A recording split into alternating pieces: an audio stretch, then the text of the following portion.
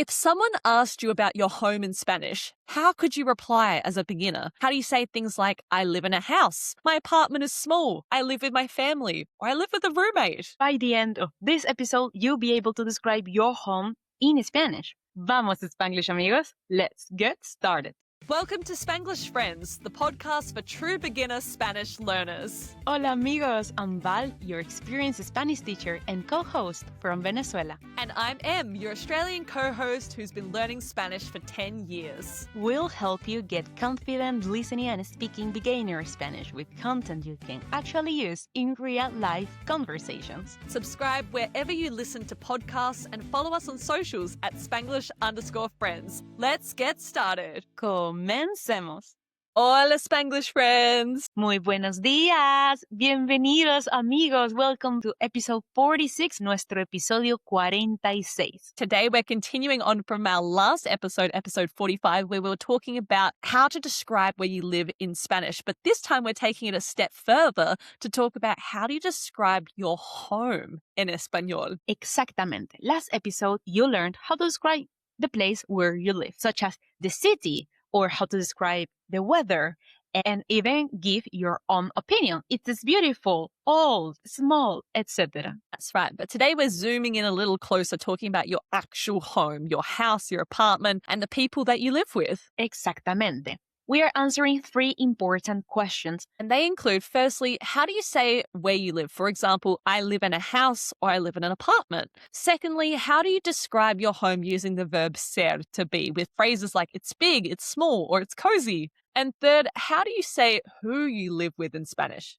Maybe you live with family, a partner, roommates. Do you live alone? You'll hear all of this in our mini conversation first, en nuestra conversación pequeña. And then we'll break it down step by step, paso a paso. That's right. Val and I are going to be having a short conversation about where we both live. And remember, friends, you don't need to understand every word. Just listen to some familiar phrases, especially around home and family. Amiga Em, ¿estás lista?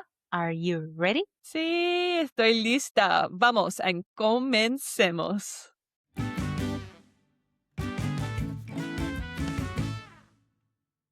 Buenos días. ¿Dónde vives? Vivo en una casa. Es muy cómoda. ¡Qué lindo! ¿Y con quién vives? Vivo sola. ¿Y tú, Val, dónde vives? Vivo en un apartamento. Es grande, pero es muy acogedor. ¿Y con quién vives, Val? Vivo con mi familia.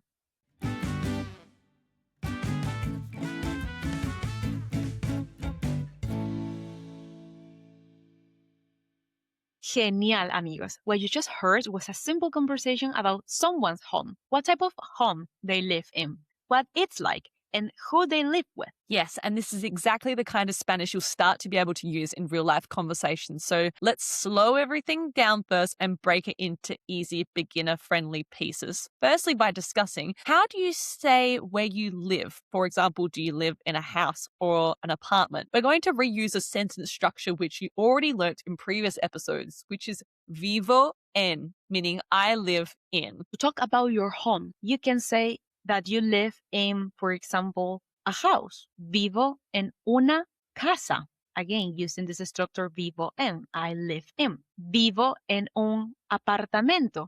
I live in an apartment. Vivo en un apartamento. Notice we're using una with casa because, as we taught you in previous episode, casa is a feminine word. And when it's a masculine word, which I used in apartamento. If you have a different style of home other than a house or an apartment, we'd love to be able to tell you how to say it in Spanish. So pop it in the comments right now and Profe Val will teach you how to say it in Español. Exacto. Now, let's describe what your home is like.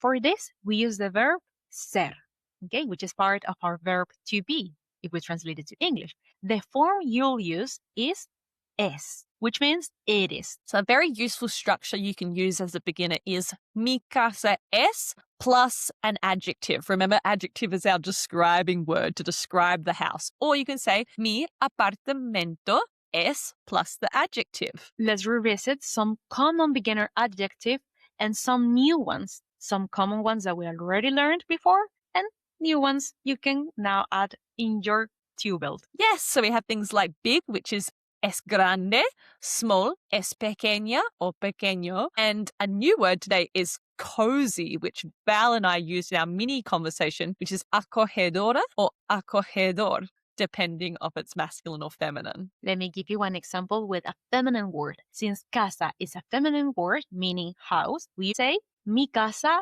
es grande, big. Grande doesn't change because it ends in I. Mi casa es pequeña. My house is small. Okay, we can say pequeño or pequeña. I'm choosing pequeña because casa is feminine. And our last one, cozy. Mi casa es acogedora. My house is cozy. And since apartment, apartamento, is a masculine word, we can say, describing it, mi apartamento es pequeño. My apartment is small. Mi apartamento es grande. It's big. Or mi apartamento es acogedor. My apartment is cozy. That's the masculine form of cozy. In the meantime, amigos, just notice how los adjetivos sometimes change to match the word here, to match the gender. If you want to take your beginner Spanish to that next level, if this is really basic for you, you can connect ideas using the word pero, which means but. Exactamente. So if your apartment is very big but cozy, you could say, mi apartamento es grande. I have a big apartment, pero es muy acogedor. But it is very cozy. That's right. We use that connection word pero back in our mini conversation as well. So last but not least, when describing where you live, let's talk about who you live with. How do you tell someone who you live with? For example, if you live with roommates, if you live on your own, if you live with parents, partners, you name it, you could be asked, as I was in our mini conversation by Val, ¿y con quién vives? ¿Y con quién vives? Which translated literally is, to whom do you live with? Who do you live with? To reply to this question and tell someone who you live with, use the structure vivo con plus the person. So here's some common options you could use. Vivo con plus mi familia, my family, mi pareja, my partner, my roommate, mi compañero de piso, my literal friend of the floor in Spanish, mi compañero de piso. Or if you have multiple roommates, you can say mis, M-I-S, mis compañeros de piso, my roommates. Or if you live alone, you can say vivo solo or vivo sola. Depends if you're masculine or feminine identifying. Now, let's combine everything. For example, I could say vivo en una casa. Mi casa es grande y vivo con mi familia. Breaking the sentence down. Vivo en una casa. I live in a house. Mi casa es grande. My house is big. Y vivo con mi familia. And I live with my family. Nice work extending that sentence out, Prof. Val, using that joining word and as well, which is just the English letter Y, which means and. Okay, another example. Vivo en un apartamento. Es pequeño, pero acogedor. Y vivo solo. Breaking this down, I said I live in an apartment. Vivo en un apartamento. It's small but cozy. Es pequeño, pero acogedor. I use that pero there to describe, but it's cozy. Y, that joining word and, vivo solo. Who do I live with? I live alone. In this case, if it was actually me talking, I would say vivo sola instead of solo because I identify as female. Those are great sentences you can start using as a beginner learner. In summary, we've learned today 3 big things. Tres cosas grandes. First, how to say what type of home you live in using vivo en una or vivo en un. For example, vivo en una casa. I live in a house. Or vivo en un apartamento. I live in an apartment. Second, you learned how to describe your home using ser with phrases like mi casa es grande. My house is big. Mi apartamento es pequeño. My apartment is small. Or mi casa es acogedora. My house is cozy. And third, you learned how to say who you live with using vivo con. I live with. For example, vivo con mi familia, vivo con mi pareja, vivo con mi compañero de piso.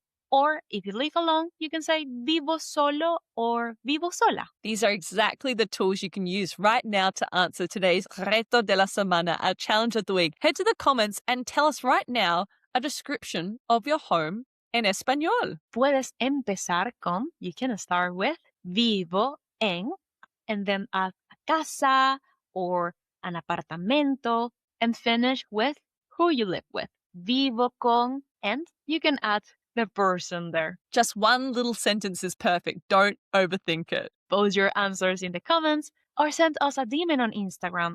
We might feature you in a future episode and we would love to read your answers. And finally, a big shout out to our Spanglish friend of the week. Yes!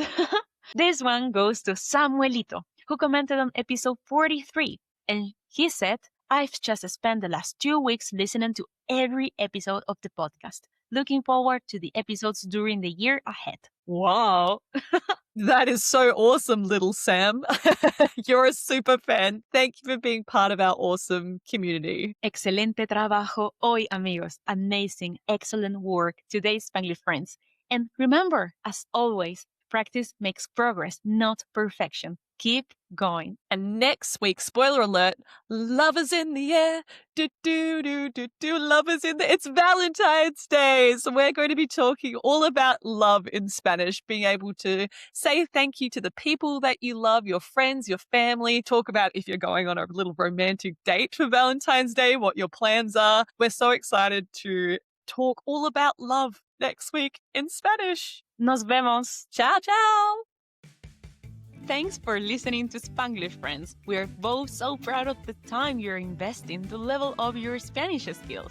If you've enjoyed today's episode, follow us, leave a rating, or tell a friend about the show. It helps our awesome community grow. Join fellow beginner Spanish learners by following us on Instagram and TikTok at Spanglish_friends. Congratulations on taking another step in your Spanish learning journey. Hasta la próxima, amigos.